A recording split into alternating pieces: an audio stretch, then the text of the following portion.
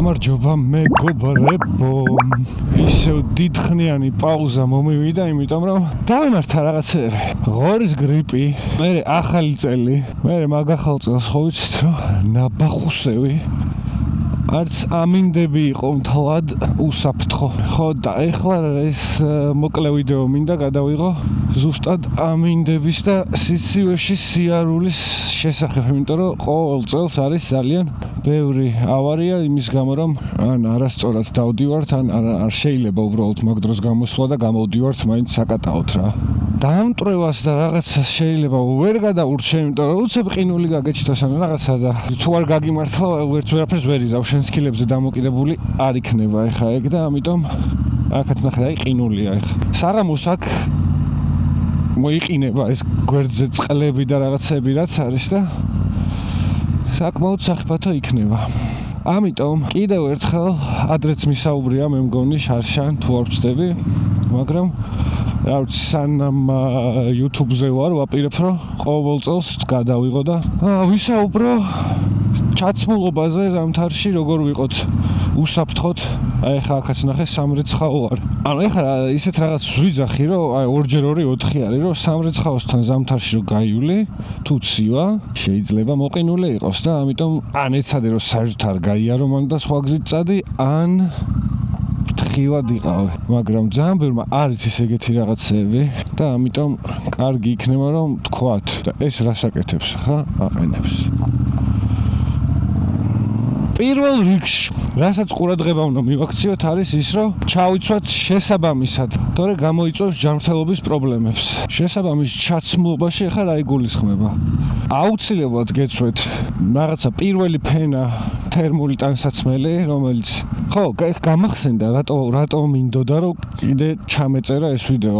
ეხლა შემხვდა ერთ Facebook ჯგუფში, Motorcycle Club Georgia-ში მე მგონი თუ რომელიღაცაში არ მახსოვს, მოკლედ ადამიანი კითხულობდა რომ 150 კუბიანი მოტოციკლეტით იანვრის ბოლოს მინდა რომ ტამბლში ჩავიდეო რა და ხალხი უწერდა ესეთ კომენტარებს რომ მიდი ძმაო, კაცია და გუნება და თუ გინდა იზავ და ხალხი ფეხით ჩადის ძმაო და ზოგი ველოსიპედით ჩადის და რაღაც ეგეთ კომენტარებს აგულიანებდნენ ადამიანებს და ჯერ ერთი კიდე დავიწყოთ რომ ის ვიღაცა ველოსიპედით რომ მიდის, იმას მუღამი აქვს რომ იმენა მარტო თავისი ფეხების იმედად იყოს და ფეხით ჩავიდეს, ანუ პედლების ტრიალის ჩავიდეს, რაღაც ძალიან დიდი მანძილით დაფაროს და ეს რაღაც საკუთარი თავის გამოცდა არის რა და ცოტა სხვანაირი სიჩქარეებია მან და ეგრე არ შეგცივდება, მანდაც ძალიან შეგცივდება, მაგრამ ანუ ეგრე არ შეგცივდება როგორც მოტოციკლებზე სიტყვაზე. აქ მეორე ამბავი ის არის უბრალოდ რომ ფეხითაც და მოტოციკლეთისა ველოსიპედით რომ მიდიხარ სხვა ამბავია. მოტოციკლეთაც რომ წახვიდე შესაბამისი მოტოციკლით, ეგეც სხვა ამბავია, მაგრამ 150 კუბიანი მოტოციკლით რომ მიდიხარ, იქაც ეგ დაუწერე რა, რომ ბევრჯერ მინახავს Opel-ი, რავი, 06, Golf-ი, 2, 3, რავი, Prius-ი, off-road-ზე ისეთ დანგრეულ და ისეთ off-road-ებზე ამოსულან, რომ რა გეგონებოდა რომ მაგისთვის იყო შექმნილი. ეგ მანქანა, მაგრამ არ არის შექმნილი. კი, გატარებს ამოვა, მაგრამ რის ფასად, ანუ ეგ ხო გასათვალისწინებელია რა. ისე დაიტანჯები, ზაფხულში დაიტანჯები 150 კუბით გზატკეცილზე რომ გახვიდე და ეხა ზამთარში თურქეთამდე, სტამბულამდე ჩასვლა არის დისკომფორტის პიკი. და ეგ კითხა იქაც ადამიანს, შენ ანუ მეთქი მიზანი რა გაქვს რომ აი ესეთი ჩელენჯი გაიკეთა რომ 150-იანი წახვიდე რაღაცა ძალიან გაწვალდე და ასე შემდეგ, თუ უბრალოდ მოტოციკლეტით გინდა წასვლა რა, ანუ დაიცადე მეთქი რამოდენიმე თვე და წადი იმითი რა ქვია გაზაფხულზე, მანდაც მაგრად შეგცივდება ოღონდ ზაფხულში გვცივა ხოლმე ხალხს და რა არის ახლა მთავარი იმისთვის რომ ზამთარში აი ნახე ესეთი ადგილებიც ძალიან სახიფათო არის, მოსრიალდები ეგრევე. უნდა გვეცვეს პირველ რიგში ზამთარში საკატაოდ როცა გამოვდივართ და გვინდა რომ უსაფრთხოდ ვიყოთ, უსაფრთხოება არის ჯანმრთელობაც, რომელიც შეიძლება დავაზიანოთ გაციებით და ასე შემდეგ ფილტვების ანთებით. უნდა გვეცვეს შესაბამისი ეკიპირება, რომელიც გულისხმობს იმას, რომ უნდა გვეცვეს პირველი თერმული ფენა, პირველი რომ სხეულმა თავისი გამოყოფილი სითბო შეინარჩუნოს. მეორე უნდა გვეცვეს თბილი ტანის სამოსი. უმჯობესი არის თუ გააჩნია ხა სიცივესაც, რაზე ვსაუბრობთ რა. 2 გრადუსში თუ გამოდიხარ, 1-10 გრადუსში თუ გამოდიხარ, მეორე აი 2-ში თუ გამოდიხარ, ისიც უნდა გაითვალისწინო, რომ 2-ში რომ 60-ით მიდიხარ, -5 ან 6 არის მაგ დროს რეალური შეგრძნება ქართან ერთად. ხო და ამიტომ თუ რამე ჟილეტს ჩაიცვალ შიგნიდან რომელიც ან ძალიან თბილი არის უბრალოდ და კარგაუნტარია, ან არ აქვს ელექტროგათბობა შიგნიდან, იქნება იდეალური. ზემოდან მე უკვე ჩაიცვალ ჩვეულებრივად ზამთრის კურტკას ან რაღაცა ქურთუკსაც გაქვს, ისეთი რომ არ გაატაროს ქარი და იყოს მოტოციკლეტის რეალურად და არა გარეთ გამოსასვლელი რაღაცა ქურთუკი, იმიტომ რომ გათვლილი არ არის ქარის შეკავებაზე. ძალიან ბევრი წელი ვიარე უბრალოდ ყავის კურტკით. მე წავედი და ვიყიდე ეს რაც მაცვია და ანუ ცა და დედამიწა არის ხვაობა რა. გადავიდეთ ახლა შარვალზე. შარვალის შიგნითაც უნდა გეცვეს აუცილებლად თერმული შარვალი. ზემოდან ასევე მე მაგალითად ჯინსშიც არ მცივა ხოლმე რა, თუ თერმული მაცვია შიგნიდან. მე თერმულიც არ მაცვია, სხვანაირი დათბილული რაღაცა მაცვია ხოლმე. მაგაზეც თუ გინდათ მე ჩავწერ ერთ ვიდეოს და გეტყვით რა არის და სად შეგიძლიათ შეიძინოთ. ფეხზეც ქვემოთ თუ ძალიან ქცივად ადამიანზეა დამოკიდებული, შეგიძლიათ ჩაიცვათ თერმული წინდები და მე უკვე მოტოციკლეტისთვის განკუთვნილი ფეხსაცმელი ასევე. იმიტომ რომ ცივზე ხანდახან ყინულზე დადგავ ფეხს გაჩერებისას და გაგიცურდება თუ სპეციალური ძირი არ აქვს ფეხსაცმელს ერთი და მეორე კიდე ის რომ ისევ და ისევ გათვლილი არის ქარზე და არეკლაზე და ასე შემდეგ. ამრეკლები აქვს ძირითად შემთხვევაში ამ ფეხსაცმელებს და გზაზე მეტად ჩანხარ რა. ხელთათმანები აუცილებლად უნდა გეცვეთ ზამთრის და გრძელი და არა ესეთი ახლა მე როგორც მაცვია, ეს არც ზამთრის არის, თან გაზაფხული, ზამთრის გარდა მე მგონი ყველაფრის არის. აი ესეთი არ უნდა გეცვეთ მოკლედ რა. მე უბრალოდ სახელურობის გათბობა მაქვს, რაც ძალიან კარგი დანამატი არის მით უმეტეს როცა მოგზაურობ. პლუს ზემოდან ეს დამცავები რომ აქვს სახელურების, ეგეც მეხმარება ძალიან. ქარს ისხლიტავს და ამიტომ არაფერი არ მეხება ხელზე. კიდევ, ხო, სახელურების გათბობას თუ დაიყენებთ, საერთოდ მაგარი იქნება. მე შუა ზამთარში ბოლომდეც ვერ მაქვს ხოლმე ჩართული. იმდენად ცხელდება რა. ეს დამცავებიც ქარს ისხლიტავს და თენი იმას მეშვება რა ქვია, არ მეყინება ზედა მხარე და რეალურად ეს სახელურის გათბობა მარტო ხელის გულებს გითბობს. ზემოთ თუ ეს დამცავები არ გიყენია, ქარი გაცლის ყველაფერს.